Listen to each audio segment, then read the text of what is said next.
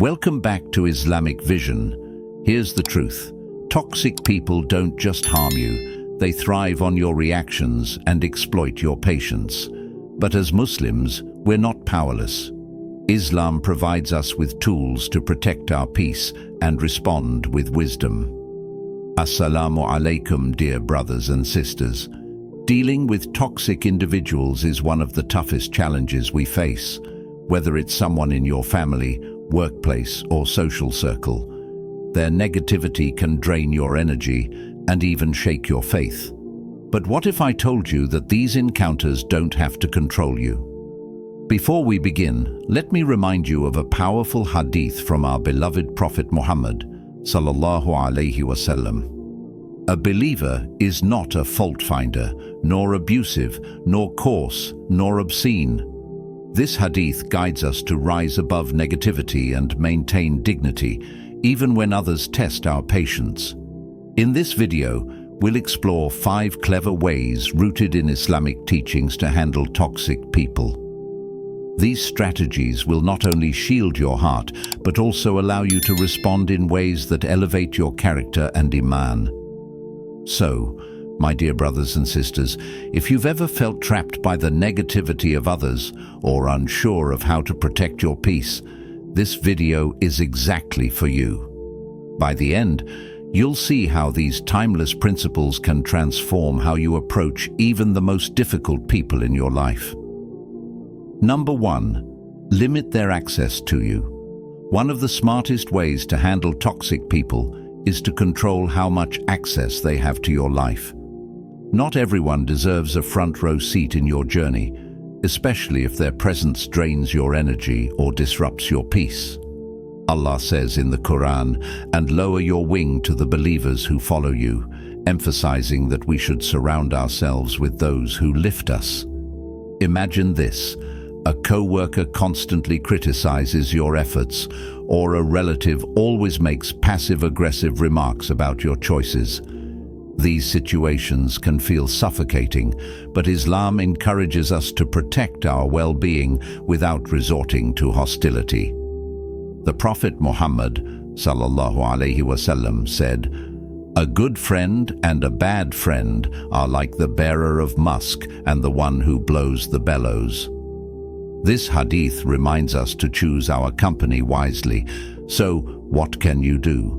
Limiting access doesn't necessarily mean cutting ties completely. It can mean setting boundaries with wisdom. For example, if someone constantly drains you with negativity, respond politely but firmly, such as, "I understand your concerns, but I'd like to focus on positive conversations." Or, if a family member's words hurt you, reduce unnecessary interactions while maintaining respect. Remember, limiting access isn't about being cold or distant. It's about valuing your own peace and well-being. As long as you act with kindness and wisdom, you're fulfilling the Islamic principle of maintaining balance in relationships. Number 2. Respond with calmness, not anger. Toxic people often thrive on creating chaos. They push your buttons, hoping to draw you into their negativity. But responding with calmness and self-control takes away their power. Allah says in the Quran, "Repel evil with that which is better. Then you will see that the one who was once your enemy has become your devoted friend." This verse beautifully highlights the strength of patience and good character. The Sahaba once asked Prophet Muhammad, sallallahu alaihi wasallam, "Who is the strongest among us?" The Prophet replied, "The strong one is not the one who overpowers others in wrestling, but the one who controls themselves when they are angry." This profound advice teaches us that true strength lies in mastering our emotions, especially in the face of provocation. Imagine a co-worker undermines you publicly, or a friend says something hurtful. Your immediate instinct might be to react defensively or lash out, but this only escalates the conflict. Instead, take a moment to pause, breathe, and respond calmly. A simple phrase like, "I appreciate your perspective, but I disagree," can diffuse tension without lowering yourself to their level. By staying composed, you not only protect your dignity, but also demonstrate the strength of your faith. Toxic people feed off reactions. When you deny them that, you break their cycle of control. As the saying goes, be slow to anger and quick to forgive, and you will have friends for as long as you live. Let this guide your interactions, showing that patience and calmness are the marks of a true believer. Number 3. Forgive, but don't forget. Forgiveness is a powerful virtue in Islam, but it is often misunderstood. It's not about condoning someone's harmful behavior or allowing them to hurt you again. It's about freeing your own heart from resentment. Allah says in the Quran, "Let them pardon and overlook." Would you not like Allah to forgive you? And Allah is forgiving and merciful. This verse reminds us that forgiving others is a means of earning Allah's forgiveness for ourselves. Now imagine a situation where a close friend betrayed your trust by sharing your personal secrets. The pain of betrayal lingers, making you question your judgment and relationships. Forgiveness in such cases isn't about pretending the harm never happened. It's about releasing yourself from the weight of anger.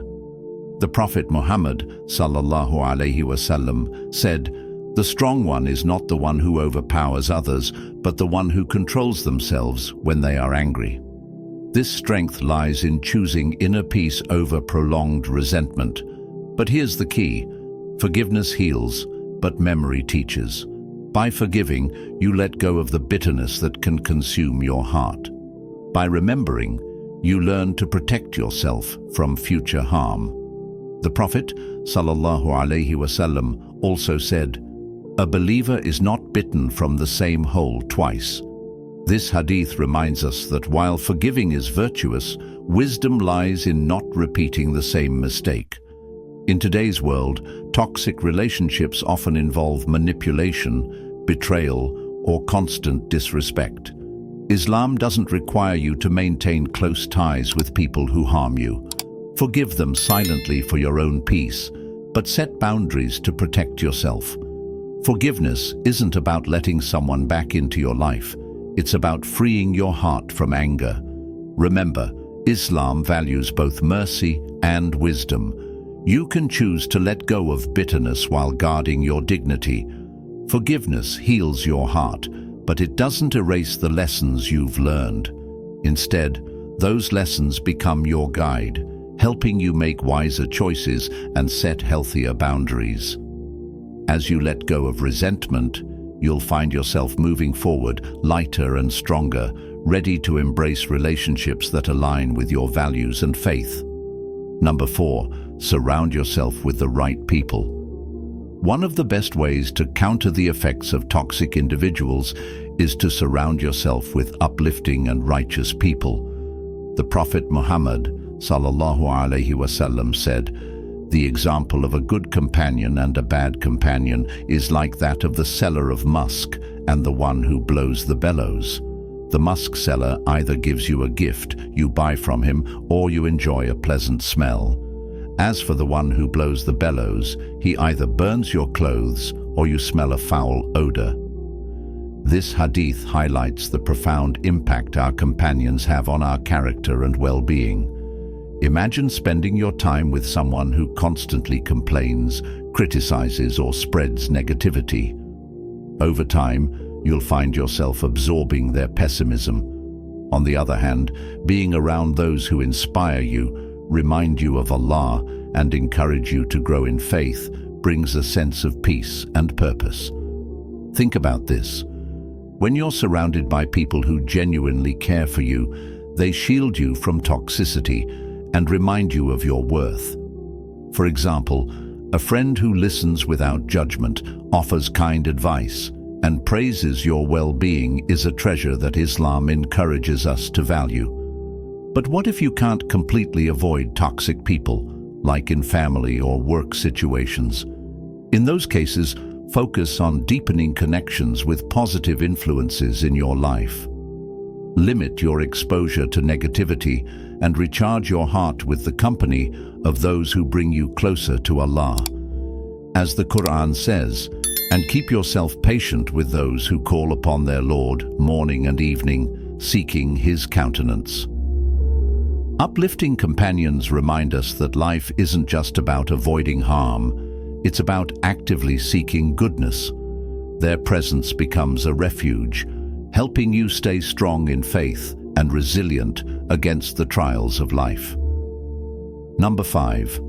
Focus on your own growth. One of the most effective ways to deal with toxic people is to redirect your energy towards your personal growth and spiritual development. Toxic individuals often try to pull you into their chaos, but Islam teaches us to rise above and stay focused on what truly matters. The Quran beautifully reminds us, "Indeed, Allah will not change the condition of a people until they change what is in themselves." Think about it. The more you focus on becoming a better version of yourself, the less power toxic people have over you. When you're busy improving your relationship with Allah, building good habits, and pursuing your goals, their negativity starts to fade into the background. It's like trying to swim with weights tied to your ankles. You can't make progress until you let go of the burdens holding you back. Let me share a relatable thought. Have you ever noticed that toxic people often thrive on distractions and drama? They want you to lose sight of your purpose, so you're stuck dealing with their issues instead of your own. But as the Prophet Muhammad ﷺ said, part of the perfection of one's Islam is leaving that which does not concern them.